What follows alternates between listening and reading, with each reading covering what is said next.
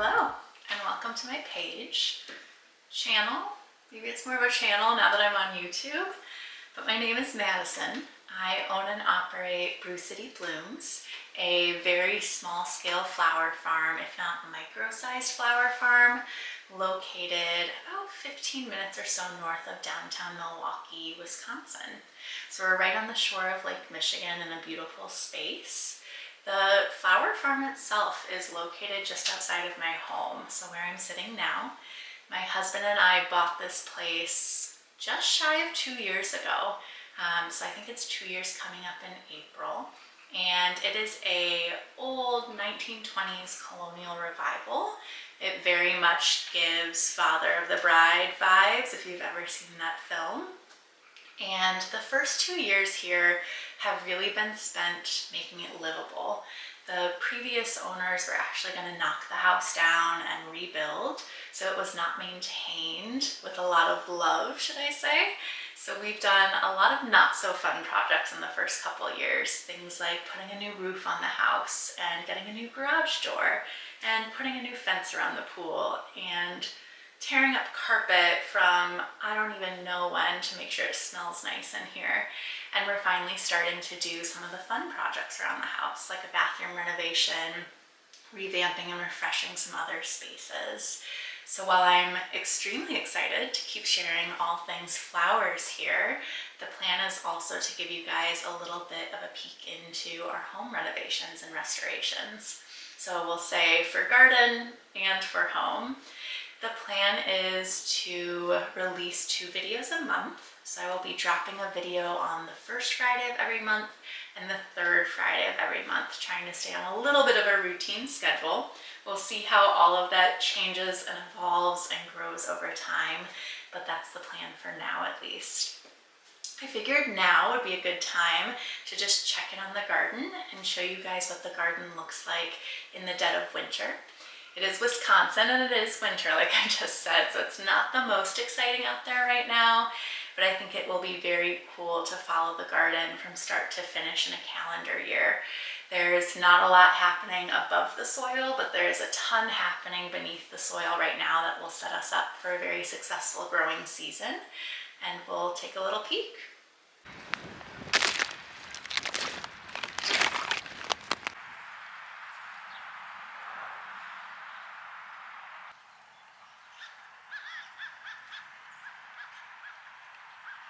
Welcome to the garden. It doesn't look like much currently out here. All I really have in the soil right now are spring bulbs. So these 2 beds are filled with thousands and thousands of tulip bulbs. I have some perennialized daffodils a little bit further back in the field. Other than that, a lot of the beds are covered with some mulched leaves and possibly some roots I left in the fall just to keep something holding the soil in place. Today it's above freezing, still not great out here, but the mulch pile is thawed enough that I am going to be moving some mulch into an area on the back of our property where we had some trees removed in the fall. I just want to make sure all of that ground is covered so weeds don't pop up and it's ready to plant into come spring.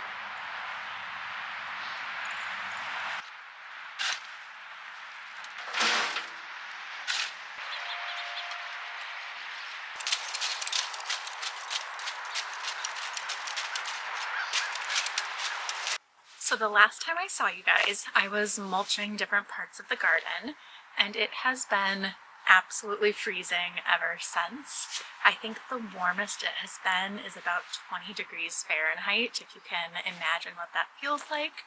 But I'm finally back out here to show you guys all of the different parts of the garden. I'm standing in that spot that I was mulching just the other day.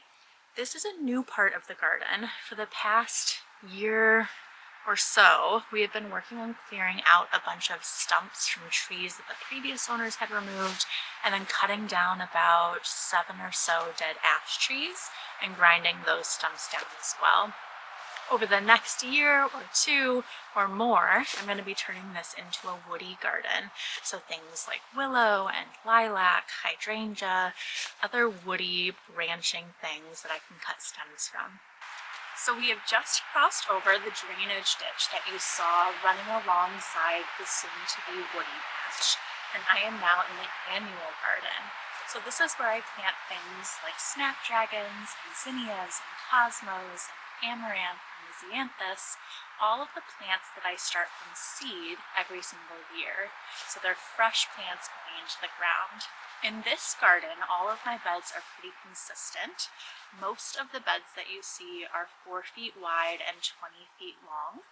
What's really nice about keeping the beds consistent is I can reuse the same drip tape in every bed for irrigation. I can reuse the same landscape fabric in every bed, and I'm not digging through and looking for things that are going to fit all sorts of different wonky beds.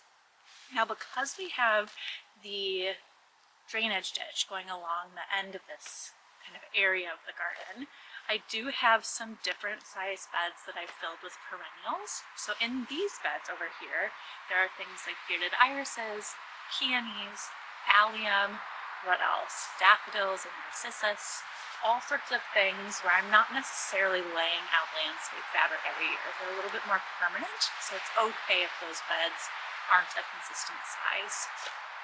The one other thing that's a little new out here this year are the mulched pathways. I had the pathways as grass for the last 2 seasons, and while it looked really beautiful, it was not very functional.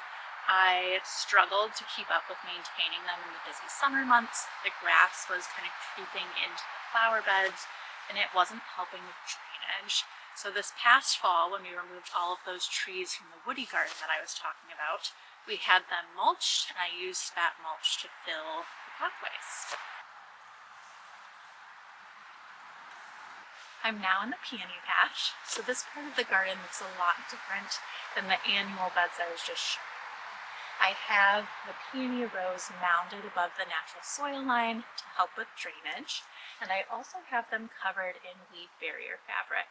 So these plants are just getting started. They're very fresh and young plants, and while they're getting established, I don't want them to be battling weeds for things like nutrients and water. So this fabric's job is to keep the weeds away while they're getting established. In the future, we'll probably pull this back when we need to amend the soil, and we'll switch to a heavy mulching method. But for now, that's what this looks like.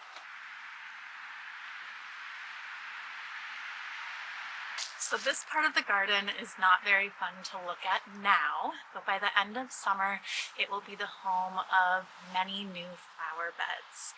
I'm using a method where I lay out a big silage tarp. So this is something that is used quite frequently on commercial farms for things like covering corn or soybeans after they're harvested. This is laid out to kill out all of the grass and the weeds that lie beneath it. Come spring, when I pull all of this tarp back, we'll be left with some really beautiful soil, and I will start preparing new beds for an even bigger annual field. This summer we'll be doubling our growing space, which I am very excited about, and it's going to be a fun thing to share with you guys. I am now back in an area of our yard where our pool is. So when we were looking for our forever home, a pool was not on the checklist by any means, but this house and all of the land got us really excited, and the pool happened to come along with it.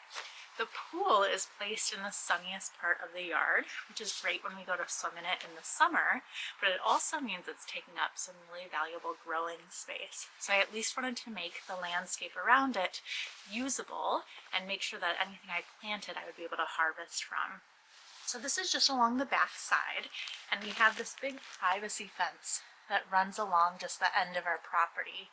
Up until about a year ago, this area on the other side of the fence was forest. There were a bunch of dead ash trees back there as well that our neighbors had to clear out, which is great, but when they cleared out that area, the soil was left empty for a while, and a bunch of invasive weed species started crawling into our neck of the woods. So similar to that tarp I was just showing you, I tarped out this area to kill out those invasive weeds and any grass that was remaining, and then heavily mulched the area.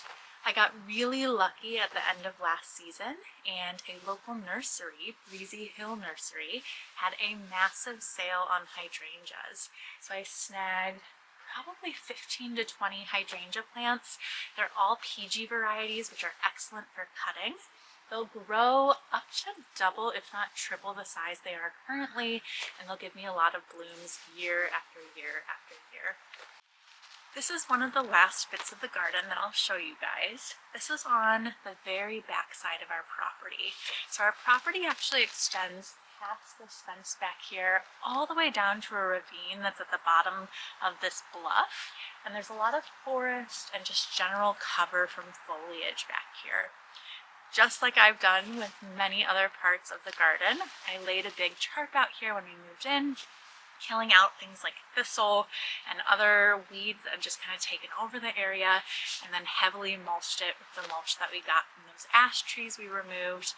And I'm really excited to start a shade garden back here. So looking for shade tolerant plants that I can cut flowers from and also just enjoy as a sitting garden. I've really been looking at things like hellebores, still bee, lots of other really fun things that I can sprinkle back here that will add some interest to our landscape.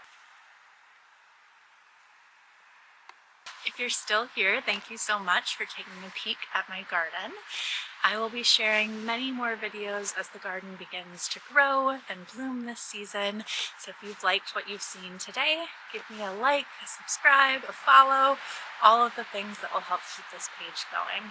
It is very cold out here, so I'm going to head inside, but I will see you guys next time.